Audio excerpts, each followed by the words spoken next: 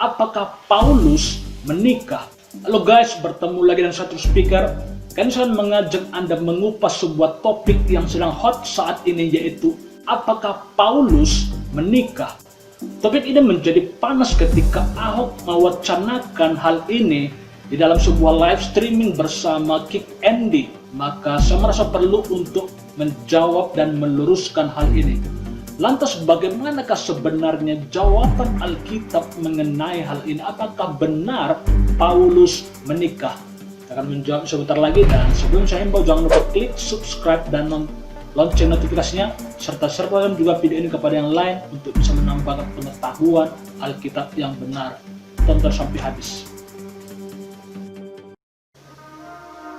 Di dalam sebuah wawancara live streaming antara Kick Andy dan Ahok, Kick Andy menanyakan masalah kehidupan Ahok, kekristenan dia, mengapa dia bisa bercerai, mengapa dia bisa sampai menikah lagi, dan lain-lainnya yang berhubungan dengan sudut pandang orang Kristen pada umumnya.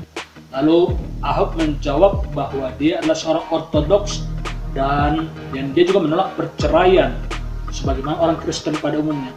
Namun menjadi sebuah hal yang kontroversial ketika Ahok mengatakan bahwa Paulus menikah, dan Ahok melemparkan beberapa dalil untuk mendukung pernyataannya itu, dan lalu mengatakan bahwa Yesus seandainya berumur 40 tahun maka Yesus juga akan menikah. Sebelum kita menjawabnya, kita akan melihat videonya terlebih dahulu. Saya Kristen Ortodok, jujur aja. Bagi saya pernikahan itu tidak ada perceraian. Tapi ketika orang memaksa saya untuk memanfaatkan kekristenan saya juga nggak berani. Makanya orang selalu berpertanyaan begini. Orang suka tanya ke orang Kristen ya, Rasul Paulus itu kan di Alkitab kan seolah sendiri, tidak ada istri ya. Sudah dalam sejarah kalau ditanya, Rasul Paulus itu pernah punya istri nggak? Pasti punya, karena dia Sanhedrin. Yahudi kalau dia di atas 30 tahun itu pasti nikah. Makanya ada tafsiran kenapa Yesus meninggal 33,5 tahun. Karena kalau tidak, dia sampai 40 dia pasti harus nikah. Jadi orang Yahudi itu ada kewajiban sebagai imam, sebagai pemimpin harus menikah. Jadi dengan tafsiran itu, Rasul Paulus itu pernah nikah, tetapi cerai dia. Nah, kenapa Rasul Paulus cerai? Karena Rasul Paulus itu setelah dia seorang pemimpin Yahudi yang membenci ke Kristen, yang memusuhi Kristen, tiba-tiba berbalik jadi orang Kristen, kira-kira gitu. Nah, tentu istrinya yang menikmati sebagai istri seorang imam, kemungkinan besar tidak terima imannya yang baru. Makanya Rasul Paulus bisa menulis di dalam 1 Korintus 7 ayat 12-15, jika ada seorang laki-laki atau perempuan di ayat 13 yang tidak beriman, mau hidup bersama kamu, kamu tidak boleh ceraikan dia. Tetapi di ayat 15, terus kita 1 Korintus 7 ayat 15 begini. Tetapi jika yang tidak beriman itu, he or she, yang tidak beriman itu, pengen pisah dari kamu, lepaskan dia. Ya, itu tadi dia video wawancara live streaming antara Andy dan Ahok, di mana Ahok mengatakan bahwa Paulus menikah. Dari cara Ahok melemparkan wacana itu, terlihat bahwa Ahok bukanlah orang yang awam. Dia adalah seorang yang memiliki basic teologi. Jadi dia tidak sembarangan begitu, dia memiliki dalil. Nah, yang menjadi masalahnya, Ahok bukanlah pendeta dan dia juga bukan seorang teolog, sehingga walaupun dia memiliki pengetahuan yang mumpuni mengenai teologi, namun dia tidak memiliki pertanggungjawaban moral, sehingga dia bebas melemparkan wacana. Apakah itu benar atau salah, dia tidak merasa bertanggung jawab. Inilah yang menjadi kelebihan bagi seorang Ahok, sebab dia bebas berbicara tanpa mempertanggungjawabkan moralnya kepada gereja, kepada generasi yang akan datang, apakah perkataannya itu benar atau tidak. Jadi sekarang kita akan melihat bagaimanakah sebenarnya jawaban mengenai hal ini. Benarkah Paulus menikah? Yang perlu kita ketahui adalah tidak ada satu ayat pun di dalam Alkitab yang mengatakan bahwa Paulus pernah menikah. Lantas jikalau ada orang atau teolog yang mengatakan Paulus menikah, maka itu menjadi sebuah tafsir. Dan ketika itu menjadi sebuah tafsir, maka kita perlu menelusuri latar belakangnya terlebih dahulu, agar kita mengetahui asas kerangka dia berpikir Jadi ternyata setelah selidiki, ternyata Ahok berasal dari latar belakang gereja Reform, ya, di bawah pimpinan dari pendeta Stephen Tong, digawangi oleh yang lain juga, misalnya seperti Isra Soru, Muri Wali, Budi Asali, dan lain sebagainya. Dan di deskripsi di bawah telah saya lemparkan sebuah link, sebuah video, yaitu 5 fakta gereja Reform berasal dari Lucifer. Anda akan mengetahuinya setelah menonton video itu. Yang jelas di sana adalah bahwa gereja Reform adalah sebuah gereja kedagingan. Yang mereka sampaikan adalah filsafat, yaitu pembenaran dari hikmat manusia, bukan tuntunan Roh Kudus, bukan sebuah kebenaran, tapi penuh dengan kedagingan. Inilah yang oleh firman Tuhan dikatakan akan tiba saatnya orang menyampaikan apa yang hanya ingin didengarkan orang lain. Inilah yang disebut dengan pendeta-pendeta akhir zaman. Mereka hanya memberitakan apa yang bersifat duniawi, yang daging. Mereka menolak semua apa yang diperintahkan Tuhan, menolak baptisan, menolak menyangkal daging, dan lain sebagainya. Nah, jadi perlu diketahui bahwa orang yang membaca firman Tuhan, yang membaca Alkitab, dan juga para apologet di YouTube terbagi atas 2. Yang pertama adalah teolog kedagingan. Saya menyebut mereka teolog kedagingan karena mereka tidak memiliki Roh Kudus, mereka tidak dituntun Roh Kudus, dan jumlahnya pasti lebih banyak. Lalu yang kedua adalah teolog Roh Kudus, atau seorang teolog yang hidup di bawah pimpinan Roh Kudus, sehingga kebenaran yang disampaikan adalah kebenaran yang dari atas, bukanlah kebenaran filsafat, bukanlah kebenaran hikmat dirinya sendiri. Nah, sekarang kita mengetahui bahwa teolog atau apologet terbagi atas 2, yaitu teolog filsafat, yaitu orang yang berbicara mengenai firman dari dagingnya, dari hikmat duniawi. Lalu kedua, teolog Roh Kudus, yaitu orang yang berbicara firman mengenai kebenaran yang dari atas.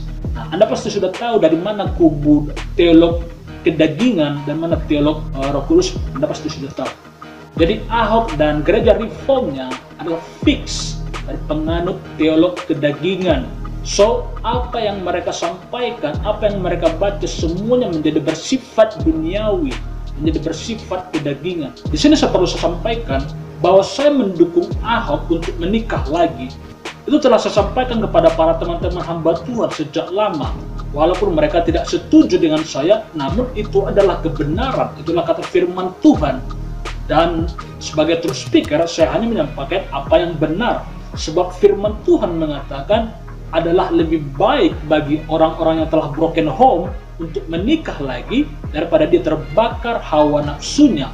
Walaupun firman Tuhan melarang perceraian dan Tuhan sangat membenci perceraian, dan perceraian itu dianggap setara dengan perzinahan, tetapi firman Tuhan juga bukan tidak memberikan solusi ketika itu terjadi. No, firman Tuhan adalah jalan bagi segala sesuatunya.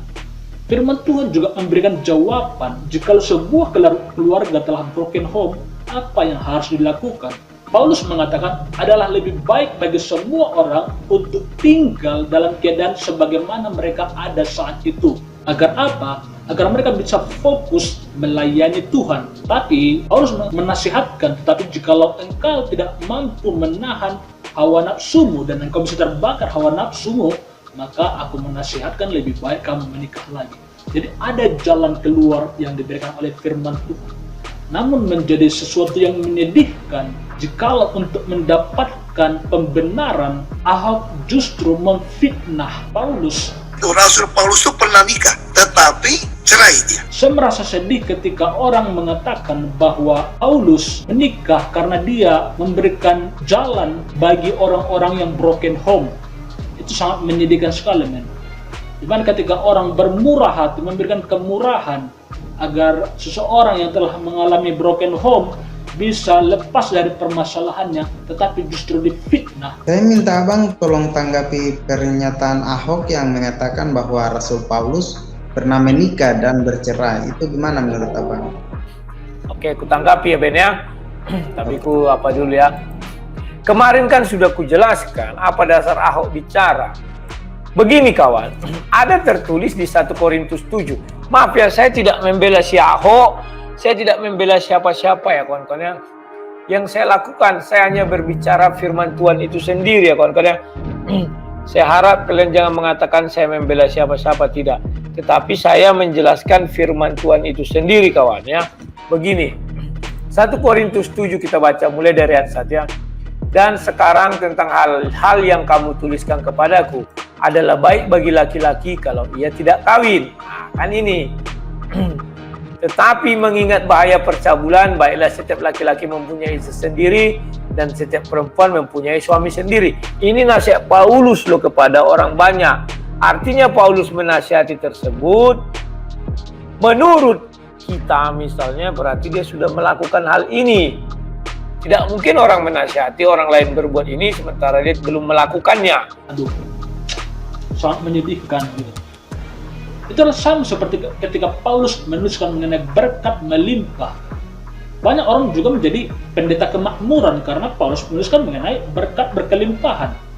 Yang mereka tidak sadar adalah ketika Paulus menuliskan mengenai berkat berkelimpahan, Paulus menuliskannya dari dalam penjara. So sangat menyedihkan sekali ketika seseorang memberikan kemurahan tetapi justru difitnah. Paulus adalah seorang penyampai kebenaran. Dia adalah truth speaker. Jikalau Paulus membicarakan sesuatu hanya karena untuk kepentingan dirinya sendiri, maka Paulus bukanlah seorang pemberita kebenaran, tetapi dia tidak lebih daripada seperti tetangga sebelah. Yang mana jikalau dia ingin berpoligami, maka turunlah wahyu yang mengatakan, ambillah 3-4 orang istri.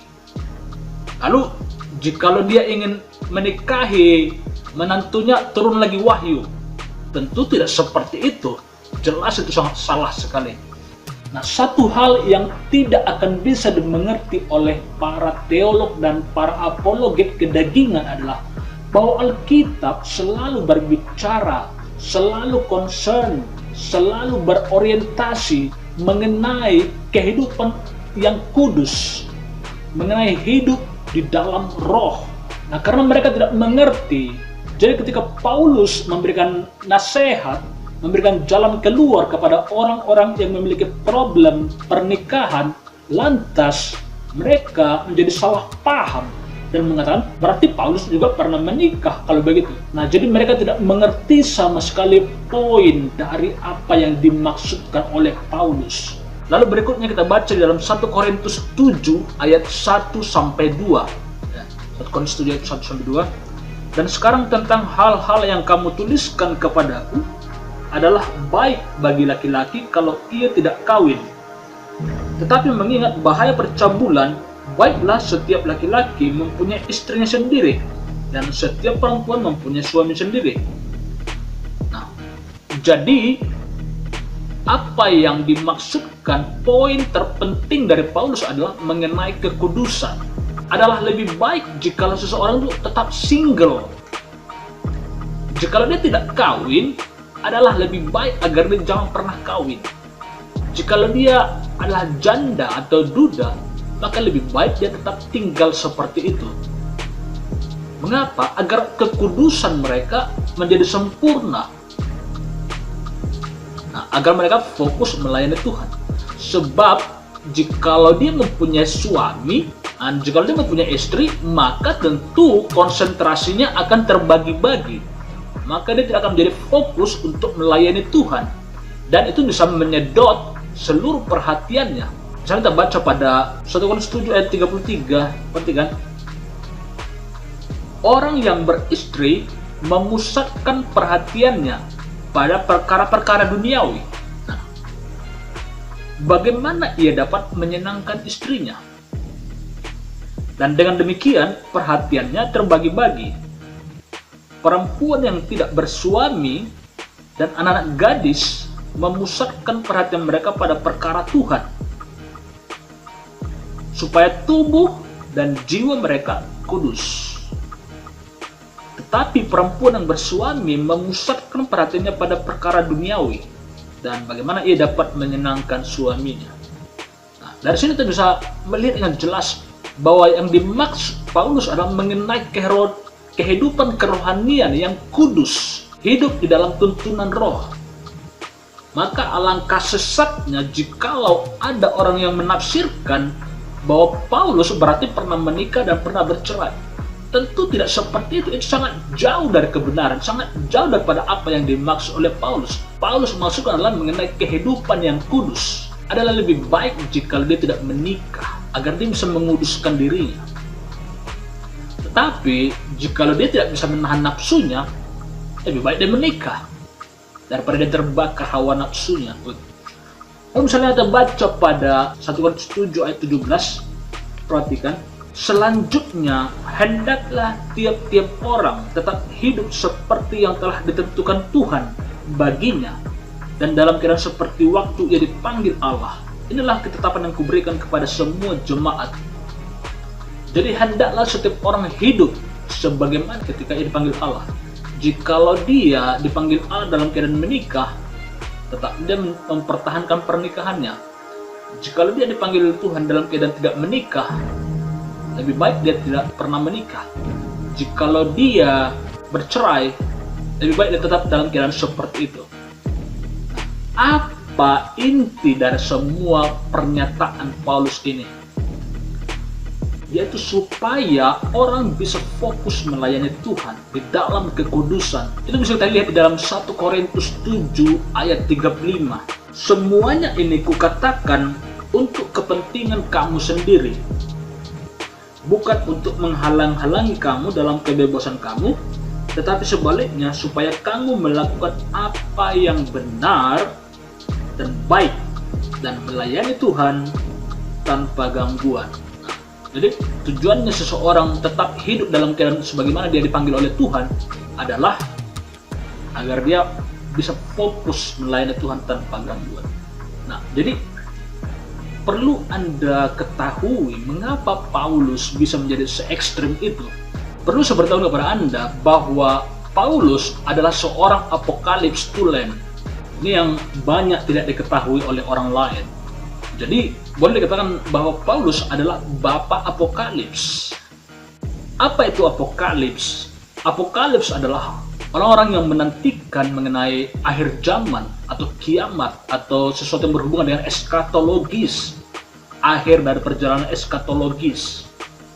Misalnya jika Anda pernah menonton TV di mana orang-orang menjual segala sesuatunya, ya, lalu mereka menantikan rapture, itulah disebut orang-orang apokalips. Seorang disebut apokalips adalah seorang yang mengikuti Tuhan secara ekstrim. Jadi perlu Anda ketahui bagaimana cara berpikir dan mindset dan cara hidup seorang apokalips, ya, agar clear. Seorang yang berjiwa apokalips, jikalau dia mempunyai istri, jikalau istrinya tidak bisa seirama dengan dia, maka dia akan meninggalkan istrinya. Dia akan fokus mengikut Tuhan. Apapun yang terjadi pada istrinya, dia tidak akan peduli lagi gitu. Karena bagi dia, pokoknya Tuhan begitu. Jikalau dia mempunyai anak-anak, dia akan membawa anak-anak ini kepada Tuhan. Jikalau anaknya tidak peduli, maka dia akan serahkan kepada Tuhan dan dia akan fokus pada Tuhan saja. Jikalau dia mempunyai harta, maka dia akan menjual hartanya dan membagi-bagikannya kepada semua orang. Sebab firman Tuhan mengatakan adalah lebih mudah orang miskin masuk dalam kerajaan sorga daripada orang kaya. Begitu. Dan jikalau dia mempunyai pekerjaan, maka dia akan meninggalkan pekerjaannya dan fokus mengikuti Tuhan. Jadi benar-benar ekstrim, se-ekstrim itu. Jadi bayangkan, seorang apokalips bisa Anda tuduh dengan hal-hal yang duniawi, dengan hal-hal yang daging. Kamu itu bodoh sekali, coy. Sangat bodoh sekali. Jadi saya dulu pernah menjadi seorang apokalips, ya. Nah, setiap hari saya menantikan kedatangan Tuhan begitu. Karena terpengaruh dari pengajaran Mengapin Shibuya. Dan saya meninggalkan semua pekerjaan saya, lalu pada waktu itu saya di Medan. Nah, jadi seorang mahasiswa. Lalu saya telepon ke Bandung. Saya tidak tahu siapa orangnya. Ini bukan zaman medsos, guys. Ini zaman manual semua. Hanya ada telepon umum gitu, telepon koin gitu. Warung telepon, wartel, ya. saya telepon gitu. Halo, saya tinggal di Medan dan saya bagaimana ya, saya ketakutan gitu. Lalu saya minta datang ke Bandung gitu. Lalu saya bilang saya tidak punya ongkos gitu. Jual saja semua apa yang Bapak punya gitu, daripada Bapak tertinggal gitu. Itu sangat mengerikan, guys. Demikianlah kehidupan seorang apokalips. Jadi tidak seperti yang Anda pikirkan gitu. Orang apokalips itu rela mati, rela meninggalkan segala sesuatu. Mereka tidak berpikir lagi mengenai daging. Jadi alangkah dangkalnya gitu. Alangkah duniawinya orang berpikiran bahwa Paulus masih memikirkan hal-hal seperti itu. Nah, apa buktinya seorang Paulus, seorang apokalips? Kita baca di dalam 1 Korintus 7 ayat 29 ya. Masih di 1 Korintus juga. Jadi ini berkesinambungan semua apa yang dimasukkan oleh Paulus tadi. Nah, 1 Korintus 7 ayat 29. Perhatikan. Saudara-saudara, inilah yang kumaksudkan. Saudara-saudara, inilah yang kumaksudkan, yaitu waktunya telah singkat. Nah, sekarang Anda baru mengerti mengapa Paulus mengatakan agar semua orang tetap tinggal dalam keadaan semula. Karena waktunya sudah sangat singkat. Karena itu, dalam waktu yang masih sisa ini, orang-orang yang beristri ya, harus berlaku seolah-olah mereka tidak beristri. Wow, ekstrim sekali ya. Seolah-olah mereka tidak beristri. Makanya tadi saya katakan, apokalips itu, waduh, ngeri. Semua ditinggalkan, guys. Ya. Seperti kata Yesus, barang siapa yang meninggalkan keluarganya lalu mengikut aku, maka dia akan menerima 100 kali lipat. Tetapi siapa yang tidak mau meninggalkan segalanya untuk mengikut aku, maka dia tidak layak untuk aku gitu. Jadi demikianlah ekstrimnya seorang apokalips. Nah, yang menjadi masalahnya adalah Paulus berpikiran bahwa rapture akan terjadi semasa dia hidup. Jadi Paulus mendapatkan pewahyuan mengenai rapture. Memang tidak dikatakan kapan rapture terjadi. Namun Paulus memiliki mindset bahwa rapture akan terjadi di zaman dia masih hidup. Karena itu sudah berkata waktunya sudah sangat singkat. Gitu. Jadi demikian basisnya sebenarnya. Dan mengenai rapture ini bisa kita lihat di dalam 1 Tesalonika 4 ayat 16 sampai 17. Ya. 1 Tesalonika 4 ayat 16 sampai 17. Sebab pada waktu tanda diberi, yaitu pada waktu penghulu malaikat berseru dan sangkakala Allah berbunyi, maka Tuhan sendiri akan turun dari sorga dan mereka yang mati dalam Kristus akan lebih dahulu bangkit. Sesudah itu kita yang hidup, yang masih tinggal akan diangkat bersama-sama dengan mereka dalam awan menyongsong Tuhan di angkasa. Demikianlah kita akan selama-lamanya bersama-sama dengan Tuhan. Nah, inilah mengenai rapture atau pengangkatan tadi. Makanya Paulus mengatakan waktunya sudah sangat singkat. Jadi baiklah semua orang berlaku seolah-olah dia adalah single. Jika dia mempunyai istri, baiklah dia berlaku seolah-olah dia tidak mempunyai istri. Agar mereka bisa fokus menguduskan diri, agar mereka layak diangkat oleh Tuhan. Wow, sangat ketat sekali, men. Jadi sangat jauh sekali pemikiran yang mengatakan bahwa Paulus berarti Paulus pernah menikah dan pernah bercerai. Jauh sekali dari kebenaran. Nah, jadi seseorang yang single, di mana dia mempersembahkan kehidupannya kepada Tuhan, menguduskan dirinya, maka dia akan memiliki urapan yang sempurna. Nah, misalnya kita lihat Nabi Elia, dia tidak menikah, tapi dia hidup dengan pembantunya, hambanya gitu. Lalu Elia diangkat oleh Tuhan, hidup-hidup ke sorga. Demikian juga Henok. Dia dikatakan bergaul karib dengan Tuhan. Lalu dia diangkat ke sorga. Demikianlah orang yang mendambakan karunia mukjizat, karunia kuasa. Mereka biasanya tidak tertarik dengan hal-hal yang lahiriah, hal-hal duniawi. Mereka sangat fokus pada karunia-karunia roh. Karena bagi mereka itu tidak bisa dibandingkan. Karunia roh itu bagaikan emas murni, sementara harta dunia itu hanya palsu, hanya semu gitu. Mereka tidak tertarik gitu. Jadi ketika dituduh bahwa Paulus masih tertarik dengan hal-hal yang lahiriah, yang duniawi, nafsu, oh my god, dangkal sekali. Nah, jadi untuk bisa mengerti bahwa seseorang yang tidak kawin mempersembahkan kehidupannya kepada Tuhan, fokus melayani Tuhan, urapannya sempurna. Itu bisa Anda pelajari jikalau Anda masuk di dalam prophetic school ya. Ada namanya sekolah kenabian. Di sana Anda akan diajarkan bagaimana cara mendapatkan kuasa itu. Mereka harus berdoa, berpuasa dengan sungguh-sungguh, menyalibkan daging, menguduskan diri. Nah, sehingga mereka bisa berkomunikasi dengan Tuhan lebih intens. Mereka bisa mendapatkan pewahyuan, nubuatan, karunia mukjizat. Itu hal-hal yang sangat luar biasa. Nah, jadi ketika seseorang menikah, maka itu semua akan luntur. Oh jelas, itu semua akan luntur. Misalnya saya mempunyai seorang teman ya, dia juga mengikuti sekolah kenabian. Sebenarnya bukan teman ya, nenek lah saya bilang gitu, saya panggil nenek gitu ya. Seorang ibu yang, karena dia sudah tua ya. Nah jadi dia seorang penginjil dan dia luar biasa guys. Ya luar biasa gitu. Memang benar-benar memiliki karunia kenabian lah sebenarnya, karunia kenabian gitu. Jadi jikalau dia berjumpa dengan Anda, Anda nggak sembarangan, Anda pasti ketakutan. Anda pasti ketakutan. Mengapa? Dia tahu semua dosa orang gitu. Oh my god.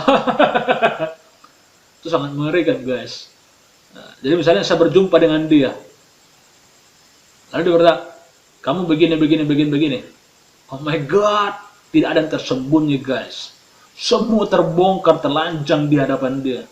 Luar biasa gitu. Misalnya dia pergi lewati rumah sakit, lalu berkata, di sini ada seseorang yang lagi sakit ini gitu. Kok bisa tahu? Saya bilang begitu. Iya, saya merasakannya gitu. Lalu dia berjalan ke sebuah jalan. Lalu dia melihat sebuah rumah, ada tanda salib. Nah, jadi di penglihatan dia ya, bukan ada tanda salib dibuat mereka begitu, bukan. Tapi di penglihatannya dia, penglihatan supranaturalnya dia, penglihatan kenabiannya dia, ada salib. Lalu dia berkata kepada saya bahwa di situ sedang ada orang yang sedang sakit. Gitu. Wow, itu luar biasa guys. Dan saya sangat tertarik untuk bisa memiliki kuasa itu. Saya bertanya banyak kepada dia, belajar bagaimana cara mendapatkannya. Lalu dia mengajari saya. Nanti lain waktu saya akan ajarkan kepada Anda. Dan sebenarnya rahasianya sebenarnya tidak terlalu banyak guys. Rahasia tidak banyak. Yang menjadi permasalahannya adalah membayar harga. Makin besar kuasa yang Anda inginkan, maka makin mahal harga yang harus Anda bayar. Misalnya pada suatu kali saya pernah membawa dia ke pelayanan saya. Jadi pada itu saya punya pelayanan di sebuah gunung, di atas gunung, nah, di rumah jemaat begitu. Lalu pada waktu itu turun hujan yang sangat deras dan mereka tidak mempunyai asbes, sehingga suara hujan sangat keras sekali gitu. Jadi ketika saya berkhotbah itu sudah tidak terdengar lagi karena tidak ada mic ya. Lalu saya lihat dia menundukkan kepalanya begini. Lalu tiba-tiba hujan berhenti. Seketika, wow, luar biasa guys. Jadi demikianlah orang yang memiliki karunia kenabian gitu. Nah, salah satu harga yang dia bayar adalah dia tidak mau lagi menikah. Jadi seorang pendeta pernah melamar dia untuk menjadi istrinya.